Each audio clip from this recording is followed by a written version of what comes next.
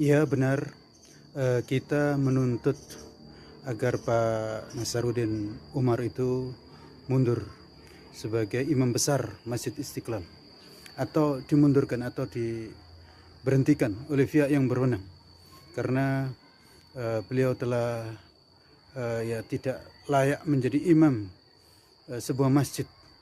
Karena bagaimana bisa memberikan mimbar kepada paus untuk seakan-akan memberikan tabligh akbar di masjid terbesar Indonesia itu. Andaikan paus itu sekedar datang di Masjid Istiqlal untuk melihat-lihat kemegahan Masjid Istiqlal, mungkin masih bisa dimaklumi.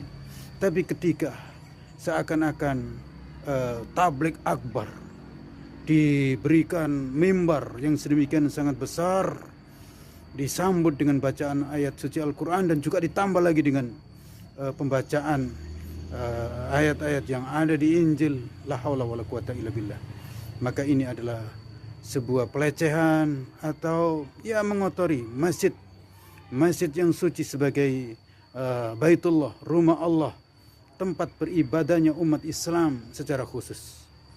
Ya, dan juga ditambah dengan acara-acara yang lain yang sungguh sangat menyesakkan hati kita semuanya. Andaikan ya paus itu katakanlah untuk ceramah di tempatnya dan di tempat lain yang bukan masjid, maka masih mungkin itu bisa dimaklumi.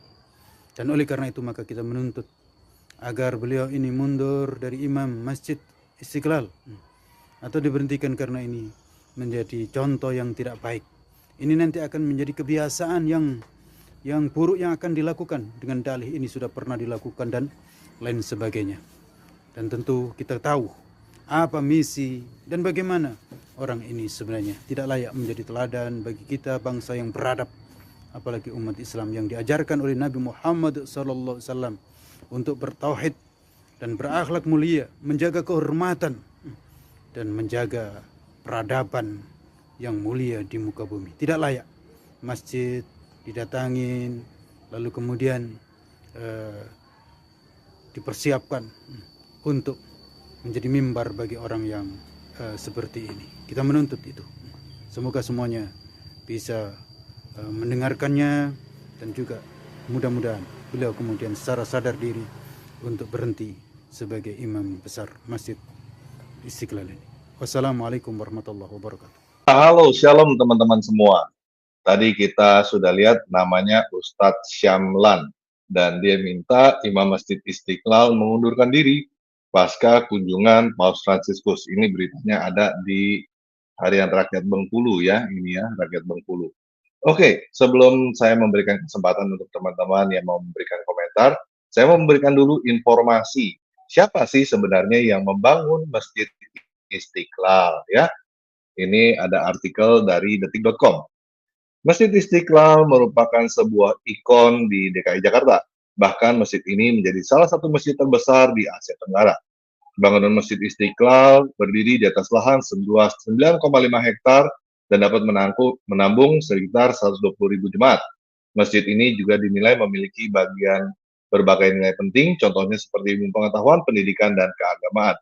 Lantas, siapa ya yang merancang Masjid Istiqlal? Dia namanya adalah Frederick Silaban, ya, namanya Frederick Silaban. Dilansir dari The Rethinking the Future, Silaban merupakan anak seorang pendeta dan beragama Kristen. Walau demikian, ia memenangkan sayembara desain masjid tersebut yang diadakan oleh Presiden pertama Indonesia, Insinyur Soekarno, pada 1955. Ya, jadi Masjid Istiqlal itu desainnya adalah desain orang kafir, ya. Ya, didesain oleh orang kafir, ya, ternyata. Dan itu disucikan, dianggap suci oleh orang-orang seperti Ustadz Syamlan tadi, ya. Padahal pakai buatan orang kafir.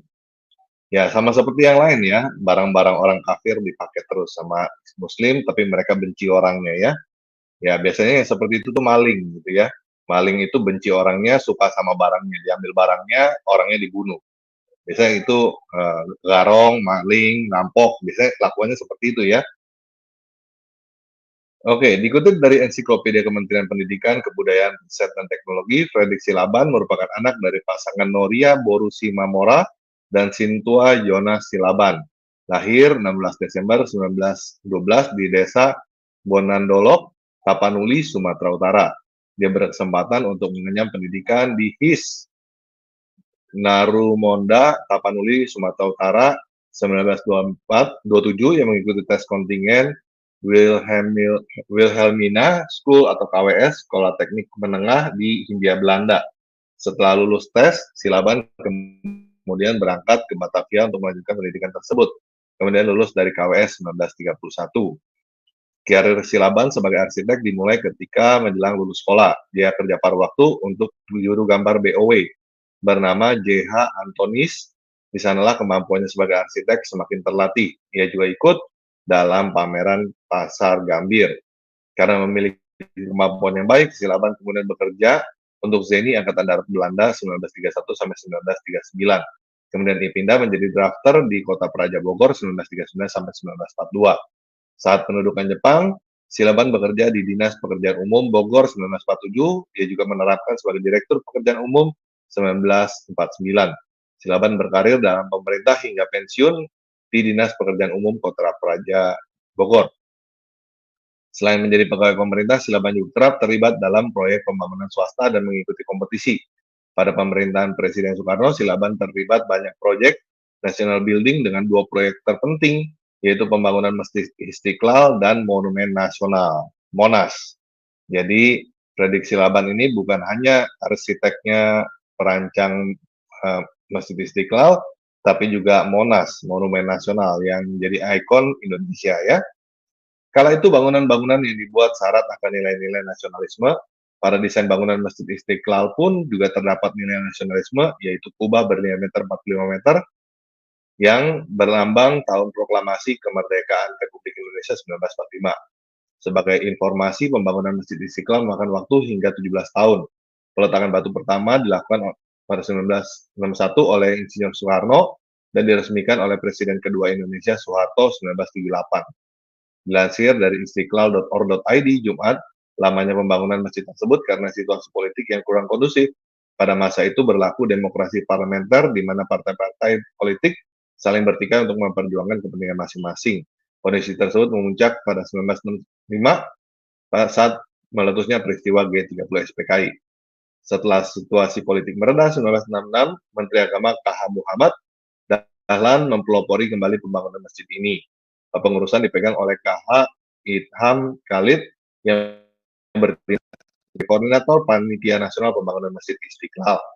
Pembangunan Masjid Istiqlal ini menekan biaya APBN sebesar 7 miliar rupiah atau 12 juta US dollar. Itulah arsitek Masjid Istiqlal.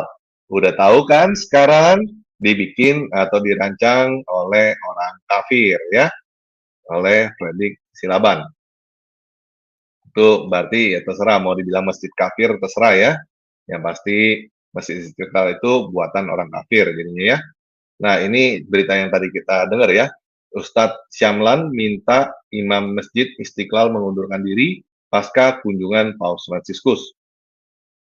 Mantan Wakil Gubernur Bengkulu, Ustadz H. Syamlan LC, meminta Imam Besar Masjid Istiqlal KH Nasaruddin Umar mengundurkan diri usai kunjungan Paus Fransiskus ke Masjid Istiqlal dari Bisway. Masjid Istiqlal Jakarta pada Kamis tanggal 5 September 2024 lalu mendapat kunjungan dari pemimpin tertinggi Gereja Katolik sedunia Paus Fransiskus. Adapun agenda kunjungan Paus Fransiskus tersebut adalah untuk bertemu sejumlah tokoh lintas agama dan berkunjung ke terowongan silaturahmi Istiqlal Katedral Jakarta, dilanjutkan dengan menandatangani deklarasi Istiqlal tentang kerukunan umat beragama untuk kemanusiaan yang ikut ditandatangani oleh Imam Masjid Istiqlal KH Nasaruddin Umar. Dalam kunjungan itu, Paus Fransiskus tidak masuk ke dalam Masjid Istiqlal dengan alasan keyakinan. Hal itu dibenarkan oleh Ketua Umum Dewan Masjid Indonesia (DMI) sekaligus mantan Presiden RI Yusuf Kala. Dikatakan Paus Fransiskus tidak masuk masjid karena berhubungan dengan keyakinan dan merujuk pada rasa saling menghormati keyakinan agama masing-masing. Kita bicara keyakinan, ujar Juru Kadrun, JK, ya, Yusuf Kala, bukan Juru Kadrun ya, salah sebut. Sementara itu, terkait kunjungan Paus Fransiskus ke Masjid Istiqlal tersebut, mantan Wagub Bengkulu, Ustadz H. Syamlan, LC, memberi kritikan keras pada Imam Masjid Istiqlal. Menurut Syamlan, pihaknya meminta agar Nasaruddin Umar segera mengundurkan diri karena tidak layak lagi menjadi imam besar Masjid Istiqlal. Ya mestinya Masjid Istiqlal juga udah nggak layak lagi ya jadi masjid karena dibangun oleh seorang kafir ya. Itu buatan kafir itu desainnya ya. Harusnya memang dari dulu dari awal nggak layak nih kalau masjid seperti ini ya. Nggak layak jadi masjid itu. Ya benar, kami meminta agar Pak Nasaruddin Umar mundur sebagai imam besar Masjid Istiqlal atau diberhentikan oleh pihak yang berwenang. Beliau tidak layak menjadi imam sebuah masjid, kata Syamlan. Menurutnya, bagaimana bisa seorang imam besar Masjid Istiqlal memberikan mimbar kepada Paus Fransiskus dan seakan-akan memberikan takbir akbar di masjid terbesar di Asia Tenggara tersebut. Andai kata Paus Fransiskus datang ke Masjid Istiqlal ingin melihat kemegahan itu bisa dimaklumi. Oh iyalah, buatan orang kafir ya, bagus ya. Tapi setelah seakan akan ada tablik akbar diberikan mimbar sedemikian besar, disambut ayat suci Al-Quran, ditambah ayat-ayat yang ada di Injil, maka ini adalah sebuah pelecehan. Wah, dilecehkan. Islam langsung leceh gitu ya.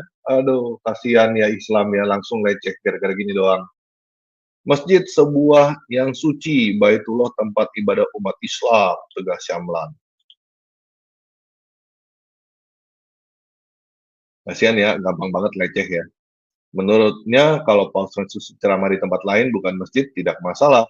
Namun akan menjadi contoh tidak baik bila ada pemuka agama lain ceramah di masjid. Ini contoh yang tidak baik. Ini nanti akan menjadi kebiasaan buruk yang dilakukan. Demikian Syamlan. Nah, itu dia tadi teman-teman apa yang kita bisa saksikan dari apa yang disampaikan oleh seorang Ustadz Syamlan ya. Ini gara-gara kedatangan Paus ke Indonesia ini teman-teman banyak sekali hal yang membuat kita baru mengerti ya kan, baru melihat bagaimana sikap dari saudara-saudara kita yang muslim ini ya kan. Kalau kemarin-kemarin kita melihat bagaimana seorang Ustadz Alfian Tanjung yang begitu tidak senangnya dengan kedatangan Paus Fransiskus datang ke Indonesia. Sampai dia meminta juga agar Paus Fransiskus dideportasi. Ini memang agak-agak aneh mereka-mereka ini teman-teman. Memang tidak semua ya, tapi memang kalau kita melihat ya begitu banyak oknum-oknum yang sepertinya mereka ini tidak senang dengan yang namanya kerukunan ya, tidak senang dengan yang namanya toleransi. Seperti dalam pikiran mereka itu bahwa hanyalah mereka orang paling hebat, orang paling diperhatikan seperti begitu dan mereka tidak mau memperhatikan orang lain ya. Sepertinya mereka tidak suka dengan perdamaian, tidak suka dengan ketenangan. Nah, pada akhirnya ketika orang-orang mereka sendiri mau mendekati orang-orang yang di luar mereka, artinya yang non-muslim, mereka seringkali tidak mau menerima hal itu terjadi. Nah, teman-teman tadi juga kita mendengarkan bagaimana yang dibongkar oleh Tan Paragi dan semoga saja ini membuat kita lebih mengerti lagi siapa mereka-mereka ini. Ya, Ustadz Syamlan ya dan juga Ustadz Alfian Tanjung saya pikir sama aja dan mungkin beberapa ustadz-ustadz yang lain juga yang mempunyai pemikiran yang sama ya, pemikiran yang sempit mengenai yang namanya toleransi ini. Teman-teman, itu aja dulu untuk pagi hari ini dan kiranya Tuhan Yesus Kristus memberkati kita semua. Shalom, assalamualaikum, Om Swastiastu, Namo Buddhaya, salam kebajikan dan salam Indonesia cerdas.